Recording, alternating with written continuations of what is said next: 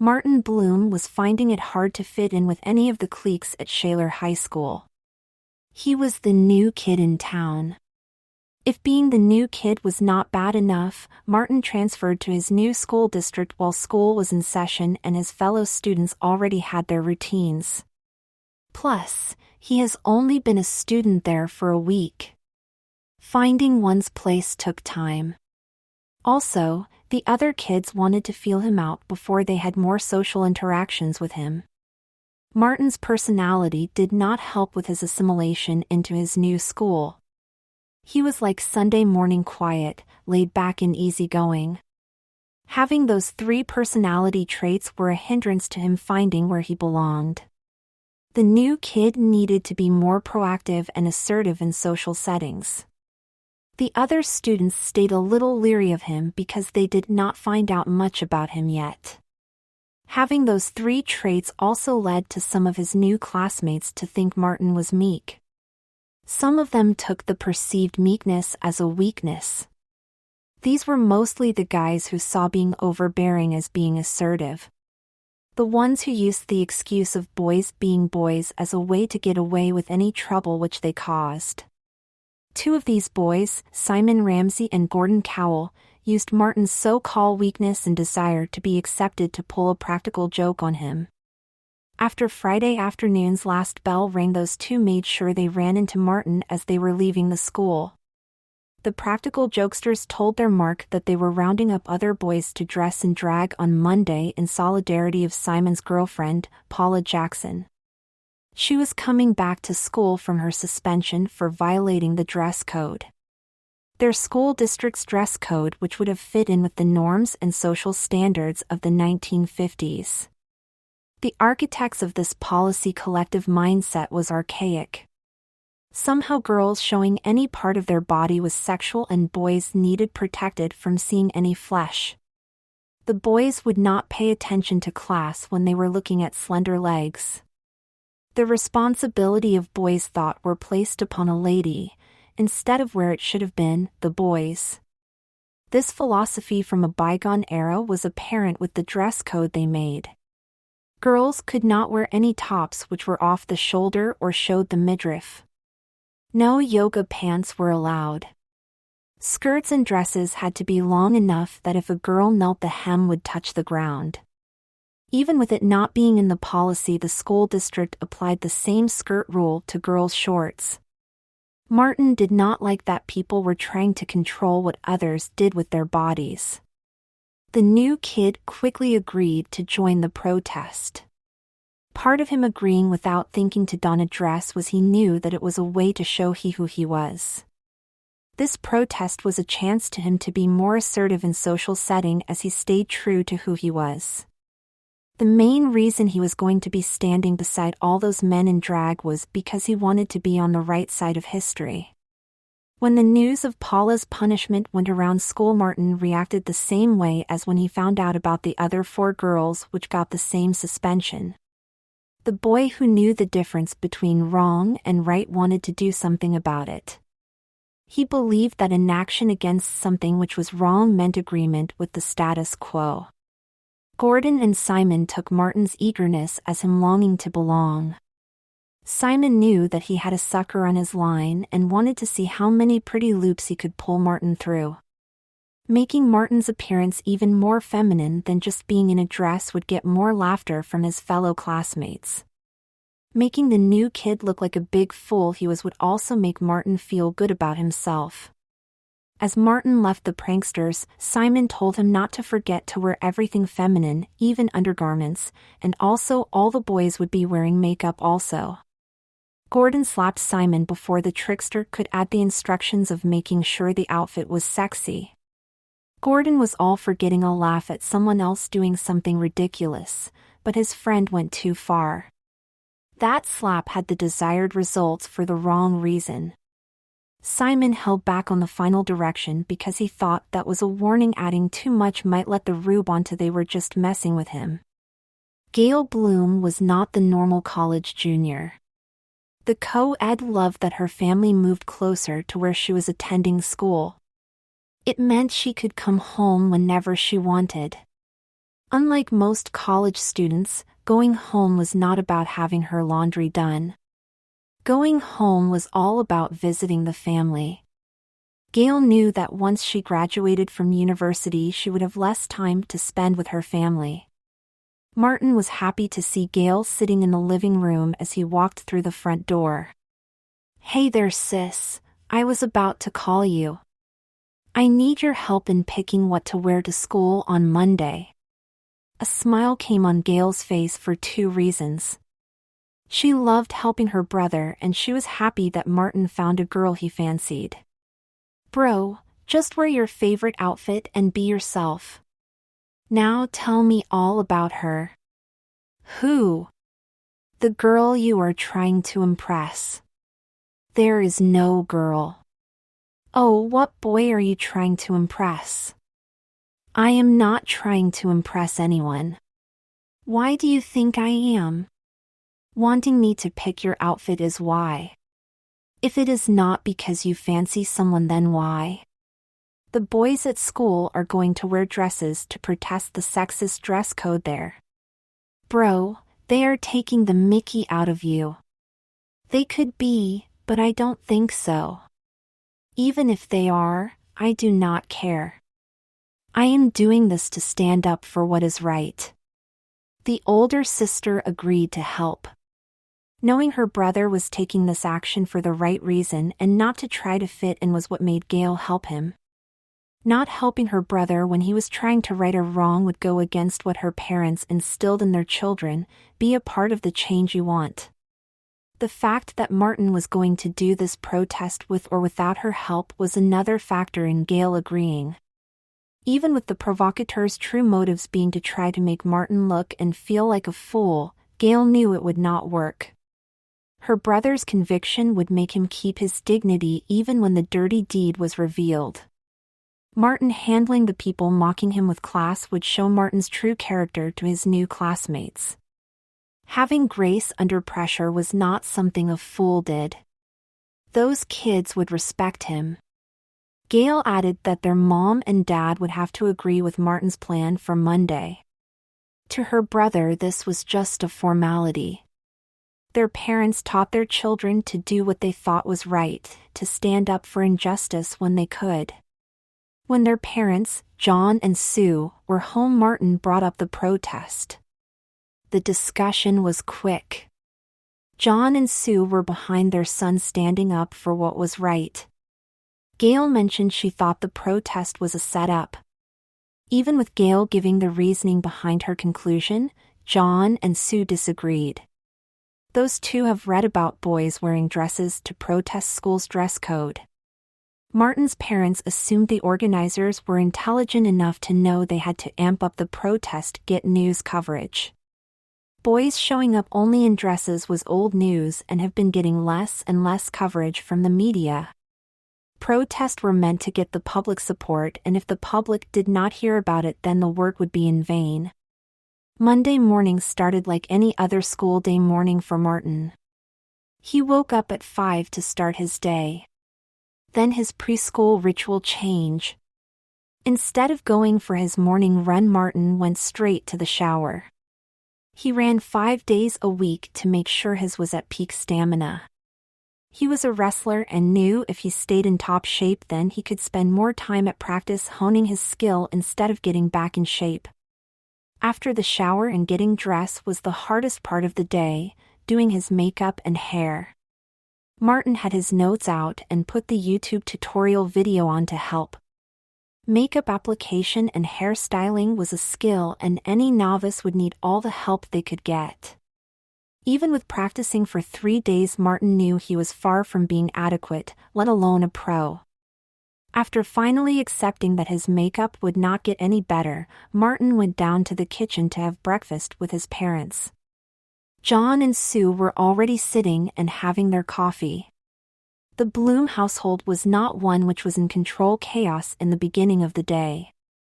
Martin's parents knew the tone and pace of breakfast was important because it set the tone and pace for the day. Even with their son in heels, crop top, and a mini skirt, Sue and John greeted him just like any other school day.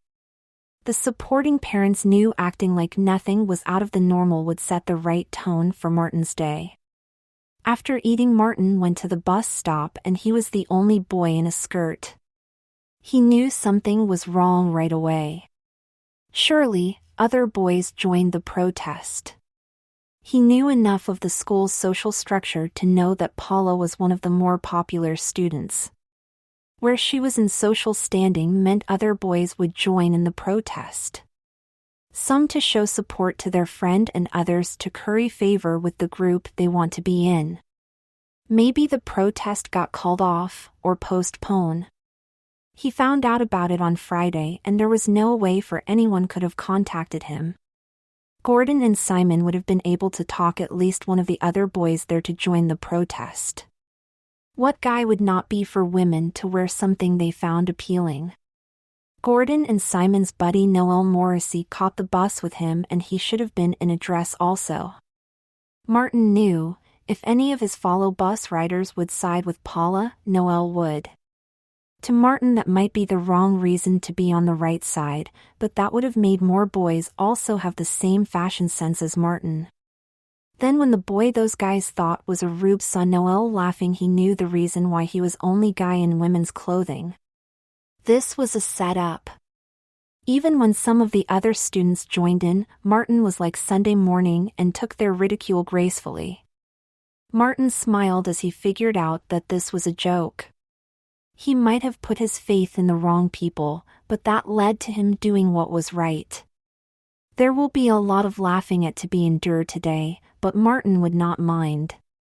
He was doing what Spike Lee preached, the right thing. Noel, being as immature as society let him, took Martin being a man as a sign of weakness. He took a picture to send to his friends. Noel went to his phone right away. He could not wait to tell Martin and Simon they had a new patsy to mess with. The rest of the school year was going to be so great. How Martin was taking this in stride made Noel believe that it would be easy to pull many jokes over on the new kid. Martin the Mark was going to be so fun to mess with. Martin walked into the lobby with the same confident stride he has every other day. Most of his fellow students started to laugh when they saw the boy in heels walking with his head high. They thought, how could a boy be proud of being in a dress? Simon explained to his girlfriend why the new kid was in such a cute outfit. Paula Jackson started to laugh even louder as she smacked her man on the shoulder and said, "You went too far." Of course, the laughing lady was not serious when she said her man went too far. There would have been at least a fight or them breaking up if she thought that joke went too far. Her imp could be so puckish, and saying those words was a way she would have plausible deniability when people said she encouraged his behavior. Even with her actions backing the assertion Paula enabled Simon's actions, she would fall back on the scolding she gave Simon. After giving this prank her seal of approval, Paula did not want people to think that she enjoyed her man's actions. She walked over to Martin to sincerely say some insincere words to him.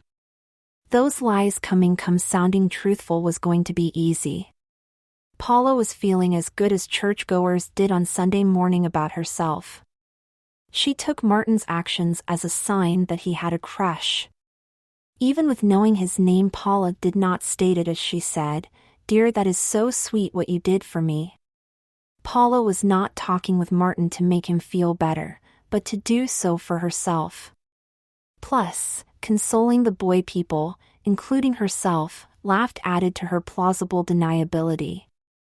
When people would say she was an enabler for Simon's arrested development, she could point to her making the butt of the joke feel better.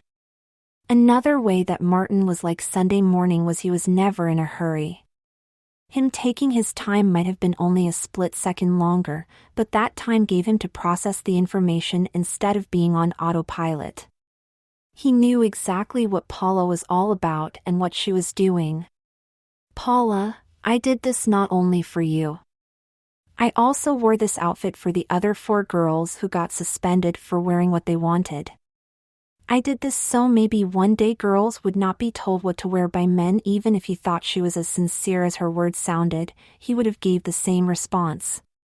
His actions today was for everyone affected by that outdated dress code. This little chat was about making Paula, not Martin, feel better. Gave her selected hearing. She did not hear all of what Martin said. Only that he did it for the 4 other girls. The girl with the big ego did not like Martin thought of others. The boy should have worn a dress only for her. Knowing this was not all about her hurt Paula's overinflated feeling of self-worth. I came over here to make you feel better. You didn't need to get defensive. Paula, I'm not getting defensive. Just stated the truth. I did it for all the girls. Also, there is no need to make me feel better. I am fine with what I'm wearing getting the reaction it did. In fact, I am happy to know who kept on laughing after they found out why I am in a skirt today. I am new in town, and knowing that makes it easier to know who to stay away from. Paula walked away after Martin said that. She knew that statement was aimed directly at her. Paula's deduction was not totally correct. Paula was mistaken in what she knew. Martin's statement was aimed not only at her, but at everyone who kept on laughing after finding out why he was unaddressed.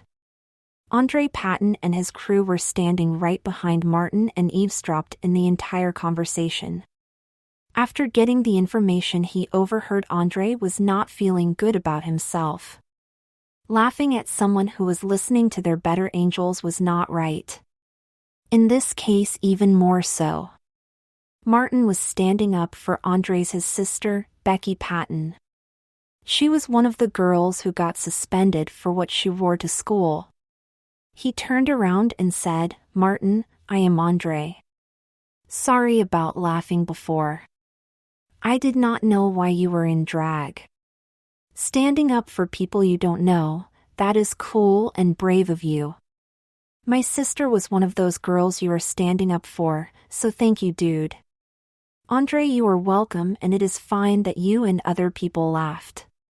Some people put on a dress as a joke and other people trick people to put on a dress thinking it is a joke.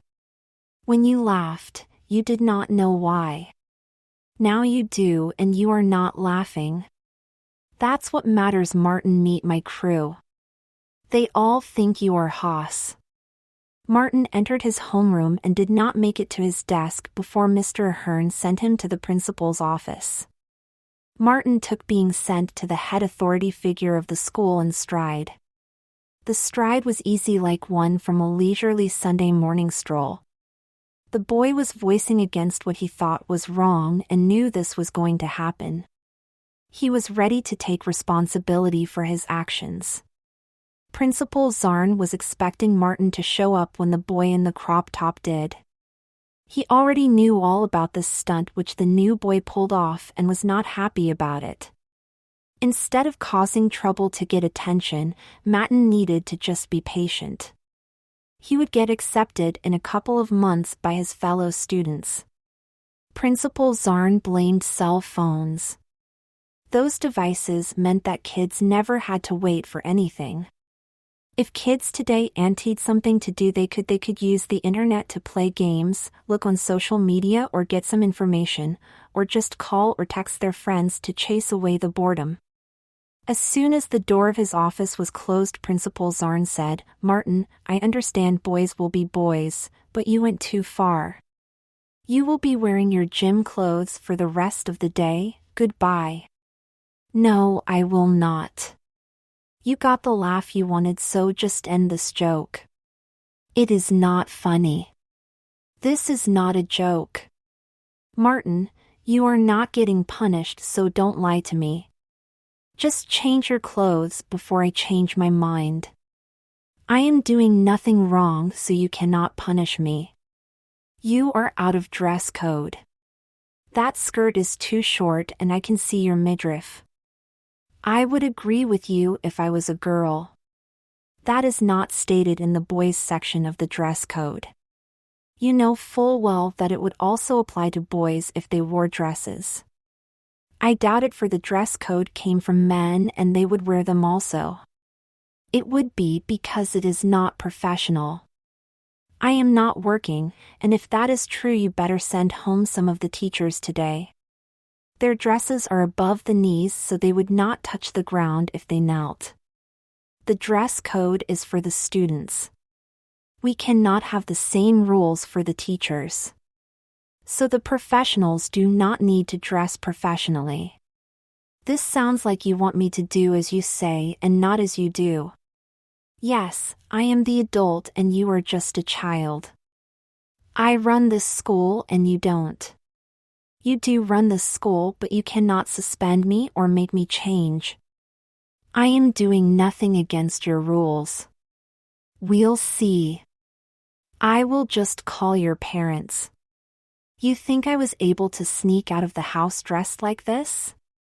They know what I am wearing and backed my decision. They taught me to stand up against what is wrong. Knowing that Martin's parents coddle their child made Principal Zarn just give up. Trying to discipline Martin was not going to be worth the trouble and might cause more harm than good. If they fought the punishment Principal Zarn gave their precious child hard enough, the school board might cave and rescind the dress code. They were more worried about getting re-elected than doing what was right in Principal Zarn's eyes. Get out of here, just don't expect anything when you get hassled. I will expect the school to follow their policy about bullying if I get bullied. After the unproductive meeting with his principal, Martin started his school day. Gym was Martin's first class and Mr. Duval was the instructor.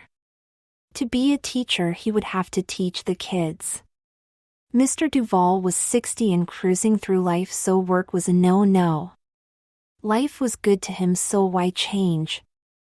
Teaching the kids meant doing work, and that was not the easy way.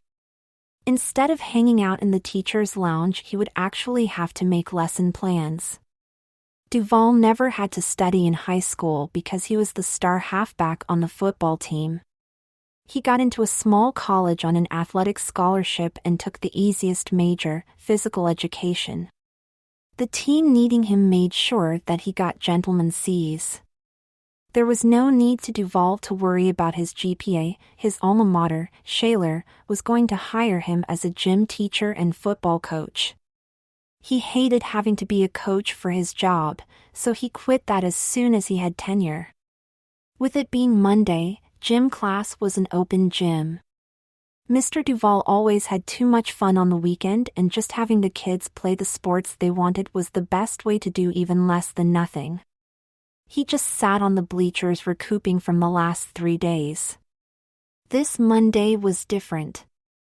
There was too much laughter from his students coming into his gym. They knew he wanted as much silence as a bunch of high school kids could give him when coming to class. This commotion better have had a good reason, or else it is them running laps. As Martin came walking in, Mr. Duval saw there would be no need to telling the boys to run. Bloom, down to the principal's office right now. Just came from there, Mr. Duval. Then why are you here? I am doing nothing wrong, so Principal Zarn could not send me home. Mr. Duval was not liking that Bloom was not just explaining everything to him. His student should not make him ask questions. Why are you in a dress, boy? It's not funny. Before Martin could answer, one of his classmates joked, "It is for he took you calling us girls serious." Mr. Duval was going to get control of the situation. No one talks unless I ask them a question, or else everyone runs laps. Understand? After the class answered yes in unison, Martin replied to the original question. I was told the boys were going to wear dresses to protest the school's dress code. Bloom, would you jump off a cliff if you were told to do so? No, because jumping off a cliff would not be a statement against something which is wrong. This is. I do wish it was not a joke.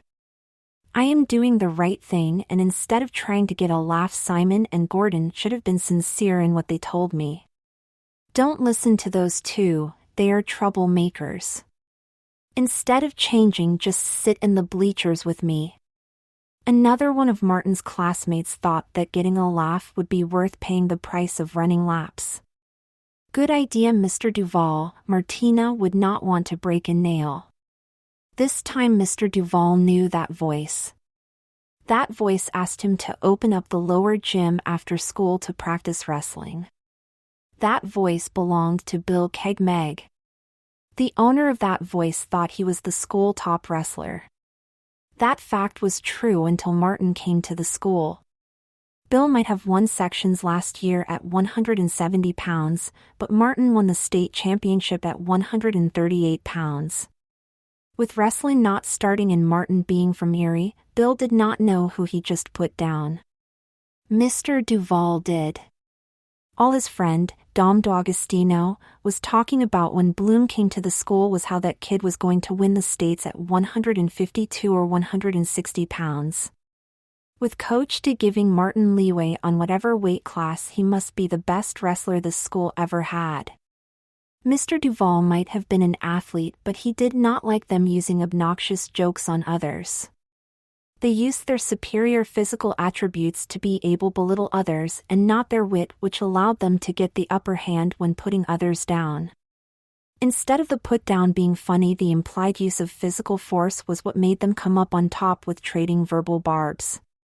Being popular should be enough, and they should not step on others to try to become more popular. Back in the day, he and his friends did not. Everyone change of plans.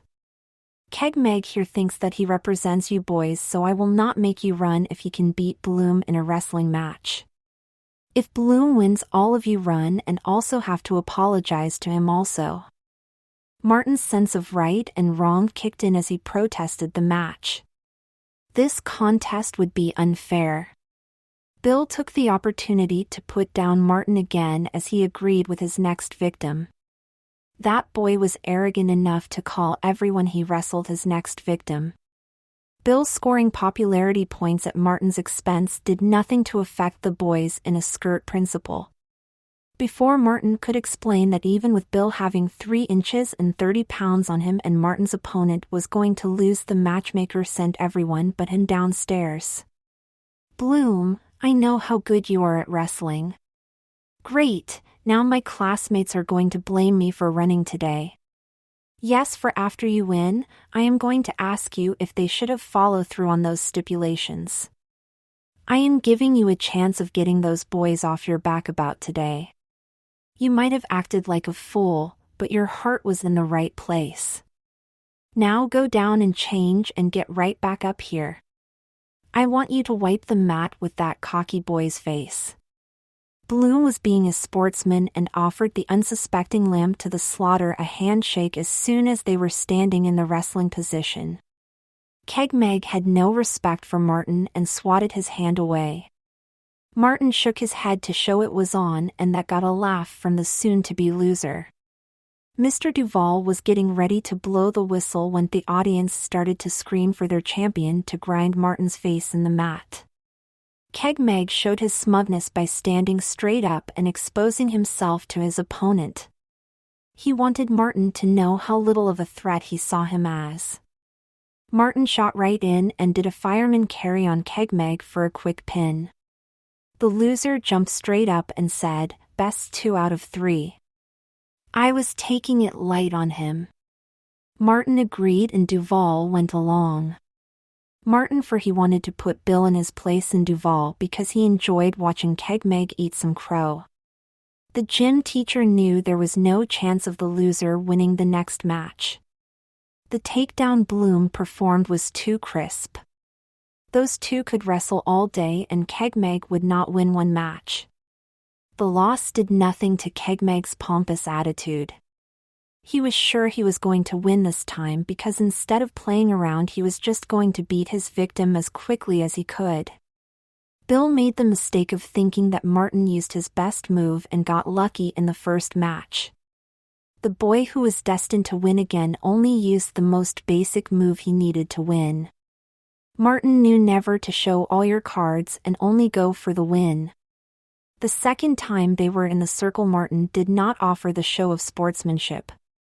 This was because he respected his opponent's decision of not having any gamesmanship. Bill read this wrong and saw him being treated with only the amount of respect he deserved as Martin freezing up. The second whistle blew, and as the two boys were jockeying to find an opening in the other's defense.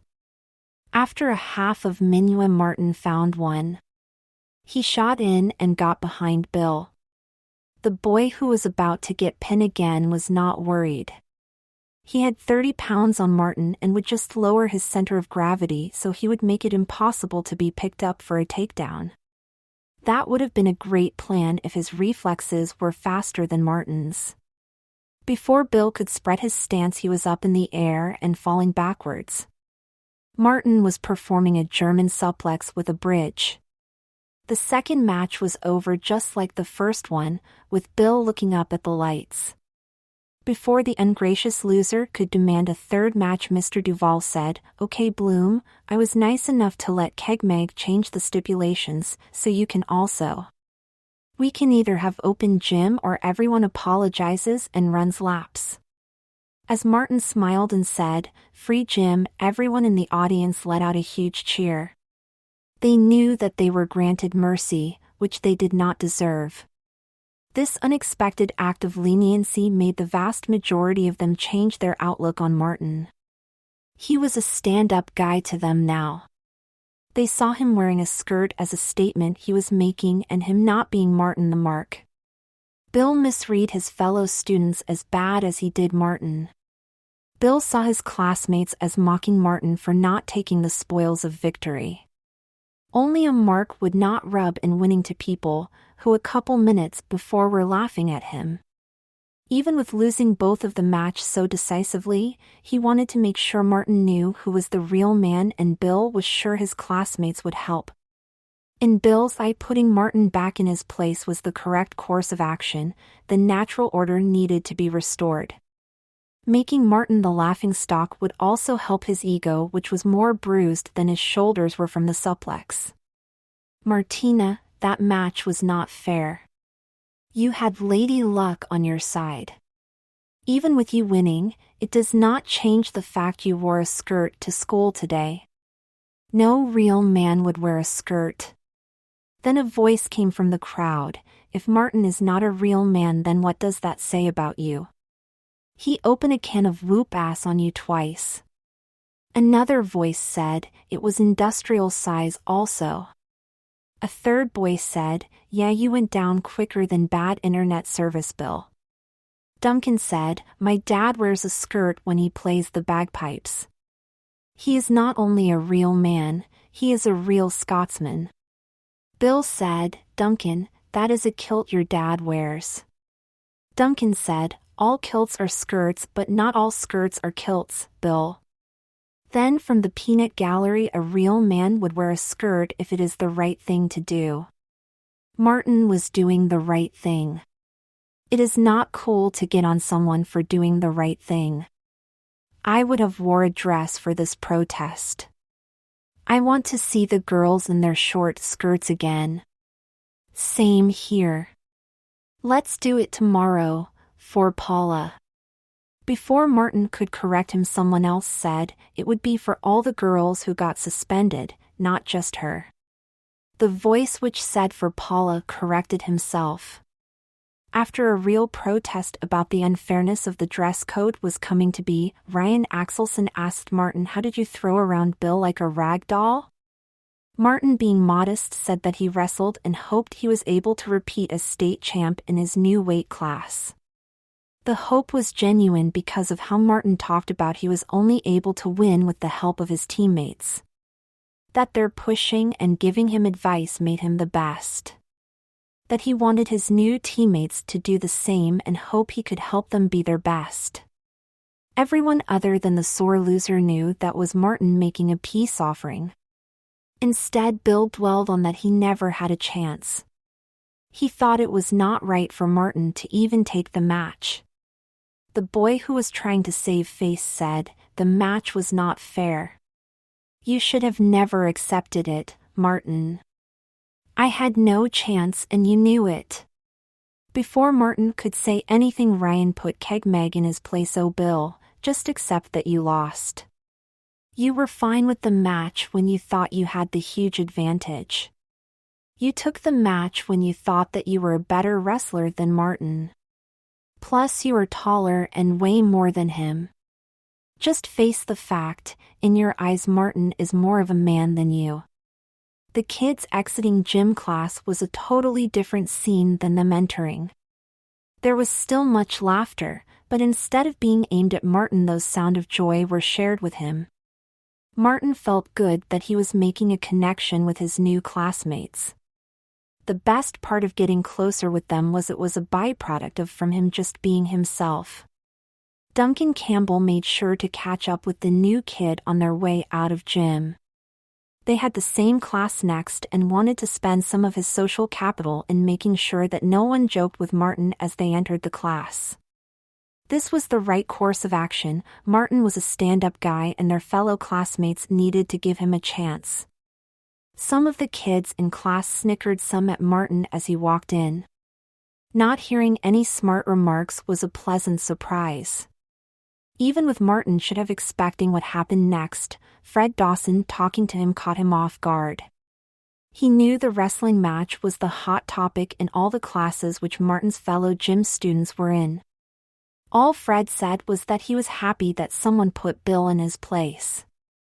One misconception that most of the cool kids had was that all the other kids looked up to them. They thought that the people of the same sex wanted to be like them and the opposite sex wanted to be with them. This was not true. With them having the biggest clique, they just thought that they ruled the school. It was easy to come up on top when more people gang up on talking down another. Seeing themselves as the alpha males and females was easy when they never had real interaction with the other groups. The teachers most of the time giving them more of a benefit of a doubt than the others just reinforced that misguided notion. Fred knew this and the sad fact which came along with it. Most of the cool kids were now living in their best days. They will always be looking back for their glory instead of knowing the future would get better than the present. Knowing this fact gave the boy who was wise beyond his years comfort, but it still felt good to see one of them put in their place. The cross-pollination of what happened in gym class between Bill and Martin was making Simon mad. The growth of people thinking that Martin was all right was putting a shadow over his fun. Less and less people were laughing about the prank. Some people were even telling him it was not cool.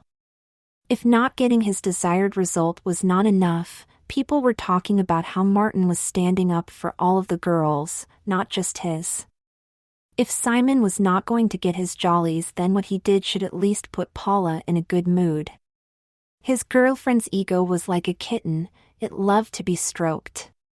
Simon liked to say, "If Paula is in a good mood, then she made sure I'm in a good mood. If you know what I mean." Then he had to hear Bill complaining about getting pinned. To Simon, his buddy was not only bitching, but acting like one. The keg was putting the blame of losing the match on Simon, instead of who was to blame, Martin. This prank was not just about getting laughs, but also making sure the new kid knew his place. Martin's place was not where he ended during those matches, on top. Losing to Martin would not have been bad if it did not also come with a revelation. Bill was never going to be the captain of the wrestling team. He was counting on putting the accolade on his college applications. Being the captain was also a family tradition. Bill would be the first Kegmeg in 3 generations which would not hold that honor. He would miss out on reminiscing on that glory with his dad, granddad, uncles, cousins along with older and younger brothers. Losing that match also helped the keg get into the right mind frame to come up with an idea to help Simon and him get their desired results. That mindset was revenge. Revenge led people to take extreme actions to end up on evening the score. At that moment, the desire to have the social order back to where it should be made the keg not think of the long-term outcome of what he was going to suggest. The keg told Simon to simply up the prank. Say that Martin was a little too excited when he heard about the boys wearing dresses. The day was getting better for Martin. Each time he walked into a class, Martin was greeted with less jeers and more cheers.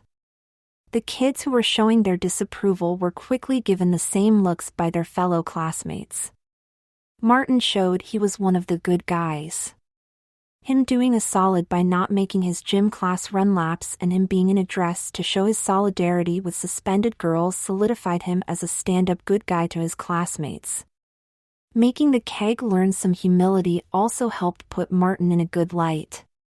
Lunch was after political science class.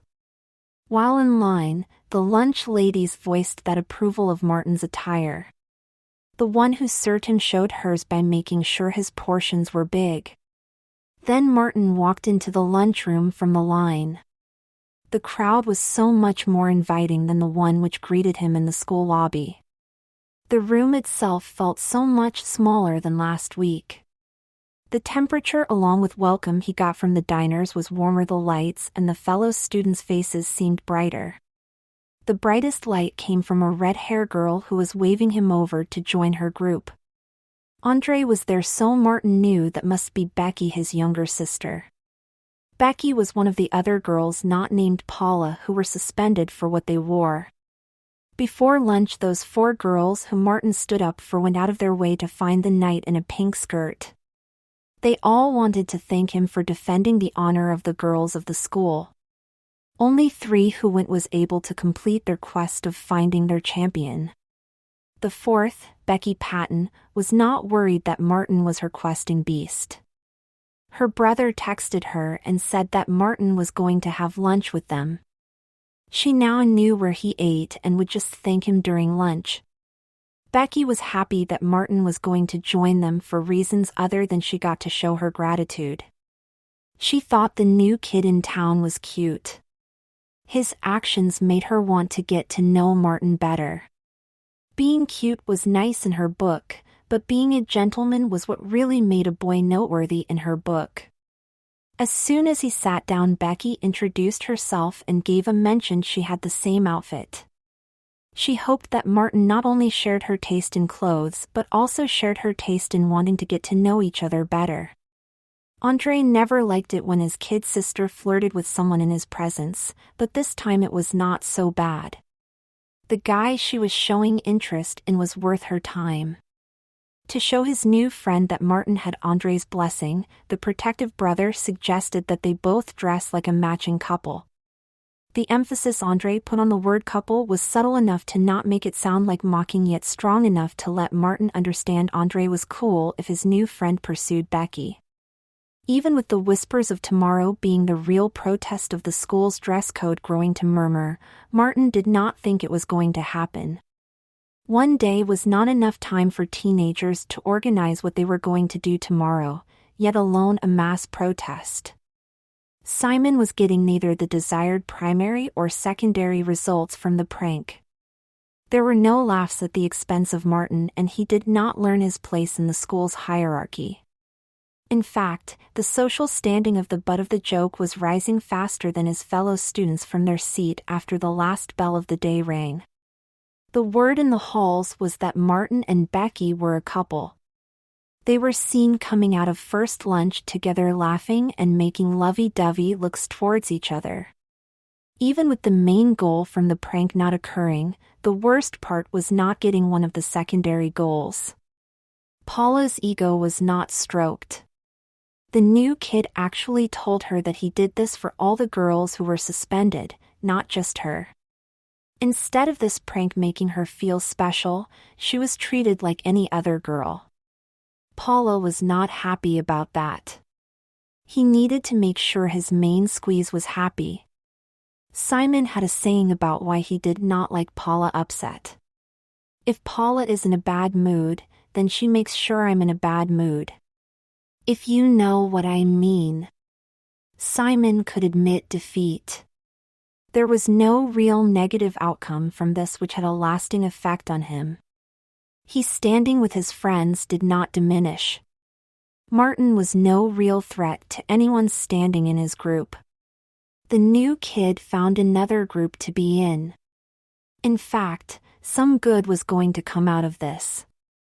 The word from the teacher's lounge was that Principal Zarn was already talking about suspending implementing the dress code until the school board could update it. Still that little issue of Paula's ego. Simon's dad was on a business trip, so there was no adult supervision when Paula came over after school today. If he wanted her to make him happy, she needed to be happy. The keg's idea would soothe Paula's hurt sense of self-importance by making Martin a subject of ridicule. If she thought that Martin wanted to fit in more with the girls, then she would not be hurt that he did not find her more special than the others. Simon was holding court with his friends during second lunch. The time was right to enter phase 2 of the prank. Even with the plan being improv, it would work. The keg and Gordon would follow his lead and back up the story. The rest of the group would just fall in line. They would not question the validity of the story. Dudes, I don't believe that Martin wore makeup. We only told him that the guys were wearing dresses to protest. The keg knew his suggestion was given the green light.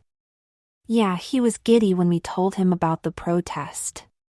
We all know why now, right, Gordon? There was one flaw in Simon's plan, Gordon.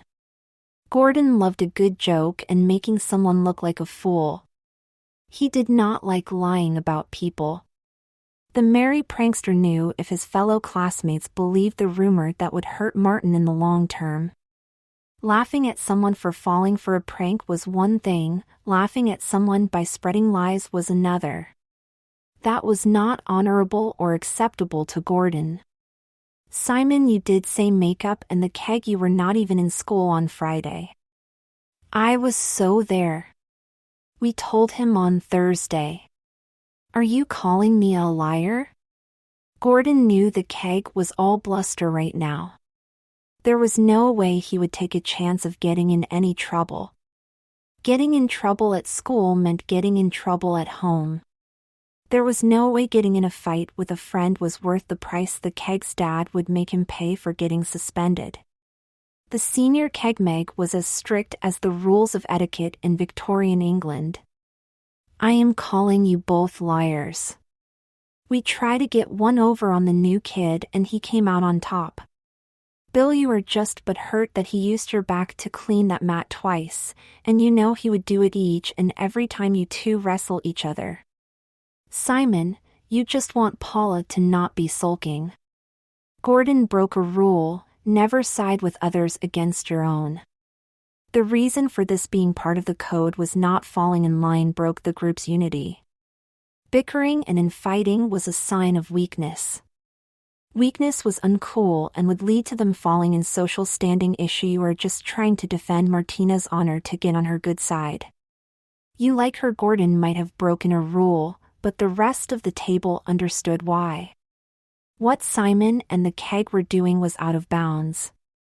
Pranks on anyone beneath them was fair game, trying to destroy someone's reputation for no good reason was not.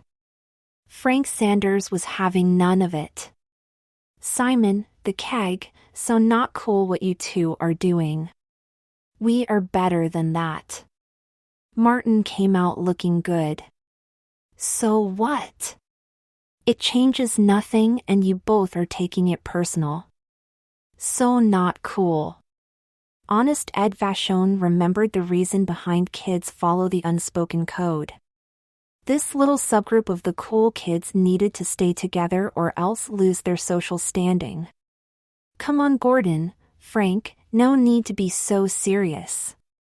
We all know they were just joking. What they said was never going to leave this table. Right, guys? Honest Ed knew Gordon and the keg were planning to spread that rumor. He lived up to why he had the ironic nickname by how they made the peace.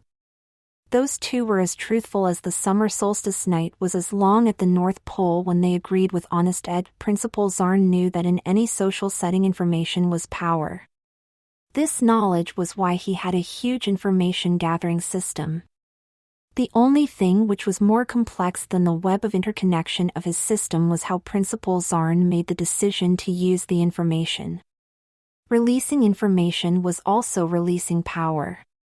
Principal Zarn knew he had to use the information wisely before losing what he gained from having it.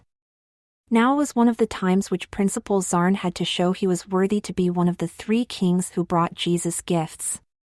After hearing the gossip from the office and having it confirmed from multiple sources, he knew that a little protest was brewing for tomorrow.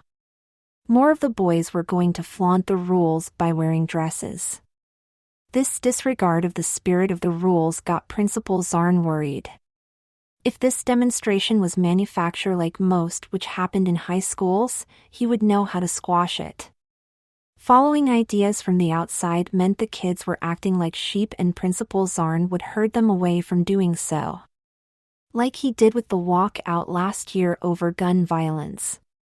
He had all the teachers remind the students in their homeroom in each class that walking out of school without permission was a suspendable offense. This protest was different because it was organic. The dissent came from true disapproval within the student body. The idea behind the outcry had a life of its own, and the students were standing up for what they believed. Principal Zarn could not use some of the influencers to get a change in the public opinion. The students were not being sheep, and those kids agreed with the protest. Thinking about the essence of the protest made Principal Zarn know there was only one way to get the desired results he wanted. If he had more time, he would not have to use the drastic measure, but knew there was no other choice. He got on the PA system and called for a school-wide assembly for the last period. Now all he could do was wait until he had the meeting with his students and hope that what he was planning to do was the right choice. Simon and the keg did not care about Gordon and Frank's disapproval of the little rumor which they were adding to the prank. Those two were only going to have some fun at Martin's expense. Their friends would get over not being happy with them going forward with their plans. That was part of being in a close-knit group. Plus, doing so in front of Gordon, the member of their group who objected the most, would also put the dissenter in his place. Gordon needed to know his role of supporting his friends, not making decisions for the group. Adding to the prank was not about just getting some laughs from a boy in a dress. Those two did not like Martin and wanted others to share their opinion of the new kid. Simon was going to make sure that Martin got what he deserved for being disrespectful to his girl. The keg wanted people to forget that Martin owned him on the mat. On their way out of lunch, those 3 bumped into Keith Entwistle. He was a gossip monger, and the best way to get Simon and the kegs lie about Martin around the school as quickly as possible. As Simon casually told Keith the lie about Martin being happy about wearing makeup, Gordon spoke up and told the truth. This was one of the moments in their life which helped define who they would be as a person. In telling the lie, Simon and the keg made the choice of remaining boys. Gordon made the choice of becoming a man. He knew standing up for the new kid would make friction between him and his friends. Gordon also knew that not standing up for the new kid would make friction within himself. He had to live with himself, and at that moment really did not care if those two were part of his life anymore. The laugh which came from Keith was all that Simon and the keg needed to hear to know that their plan was foiled by a so-called friend. The school's crier was going to spread the truth about how petty those two were to any and all who were in ear range. Those two felt betrayed and literally turned their back on the so-called friend who figuratively turned his back on them as they walked away to leave him behind. In reality, Gordon left those two behind in their arrested development and was on his journey of becoming who he always was. As the afternoon went on, the student body was paying less and less attention to how cute Martin looked. By dressing like a girl, the new kid was able to show people he was a man. They saw past the clothes and saw the person. The kids looked past the skirt and saw the young man. What was first seen as a fashion statement was now seen as a social justice statement. Taking this stance on what Martin thought was right made him one of the de facto leaders of tomorrow's protest. Some of the boys who were going to join in and become brothers in skirts with Martin came up to him to ask questions. Should they wear makeup? Was it fine if their outfits still fit the dress code for girls? Should all the boys try to wear the same outfit? Did they have to shave their legs? Would the boys keep on wearing dresses until the dress code was changed? All these questions were answered the same way by Martin. The boys who were joining in the protest was told to do what they thought was right. Martin had no authority over them and did not want it. His desire was to right the wrong. Wanting results instead of power was exactly why his fellow students were looking for the new kid's leadership. Martin was a natural leader. People who wanted leadership for the power which came with it would be willing to change their stance to keep the power. Martin was not. He was doing what was right because it was right. The last period came and all the students filled into the assembly hall. Most of the kids went to sit with their friends. Gordon went to join his crew and he was not welcome. None of them got up to let him slide past them. The boy who was left out in the cold got offered a warm place to go when Tyree Kolb waved him over. Tyree's part of the Cool Kid network was higher up than the station Gordon was in before. The gesture of Tyree showed to Honest Ed, and the rest who backed Simon and the keg they took the wrong side. Johnny Mulligan was one of the few kids who did not go find his friends. They were too far in the back of the hall and he wanted to sit front and centered for this assembly. He knew what Principal Zarn would have to say was about tomorrow's protest and that was more important than being with his friends. Even with being a model student, Johnny never anticipated going to school like he did tomorrow. Johnny was going to use the protest to finally fulfill his fantasy of dressing like a teenage girl. When the message of trying to stop the protest came, Johnny was going to speak out. There was no way Johnny was going to let Principal Zarn try to scare his fellow classmates from not going through with their plans.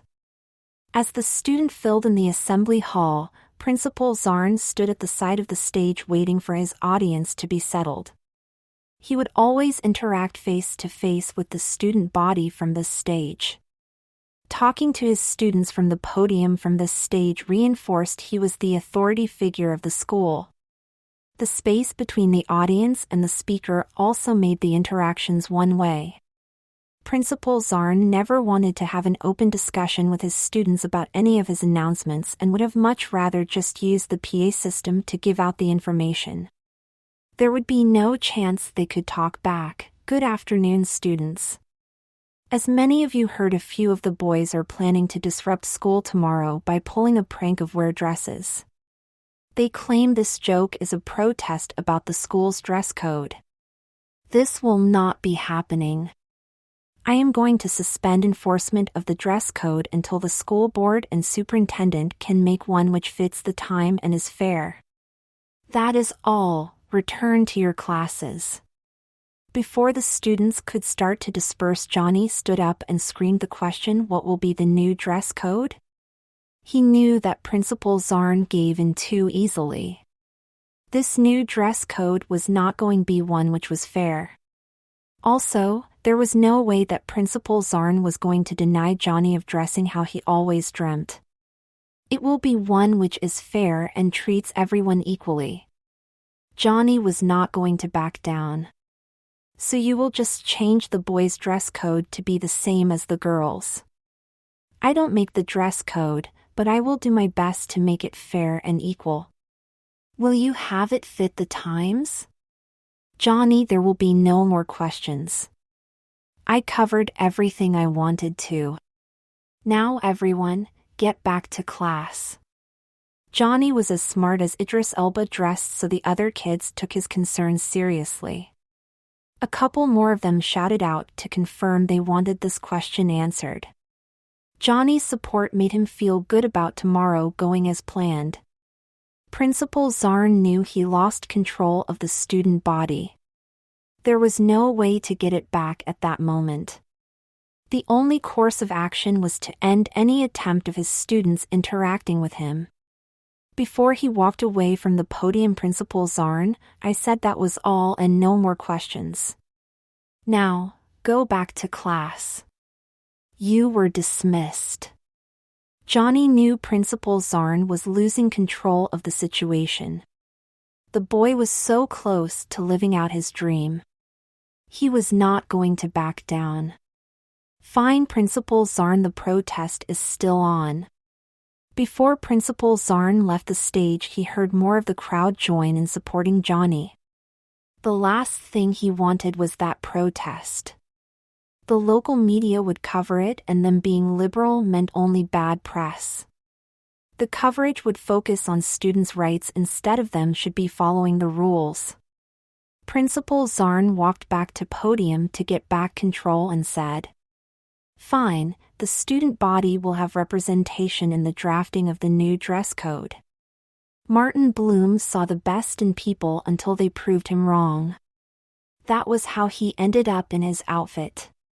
Earlier today, the principal of the school revealed who he was to the boy in the dress. The smile on the face of the man at the podium just confirmed the offer was not a good one. He knew what was just said was only to placate the students. Somehow the students would have no power in the process of making the dress code. He joined in the lively debate and said it will be the 5 girls who were suspended. Those 5 girls stood up to voice their agreement with Martin's stipulation. They felt empowered by one of their fellow students demanding they were the ones who were the voice of the student body. Martin, trying to make sure Paula got a say to right or wrong which was done to her, changed her mood when she stood up with conviction. How feisty and assertive Paula was told Simon she was in a good mood. That meant he was going to get some after school today.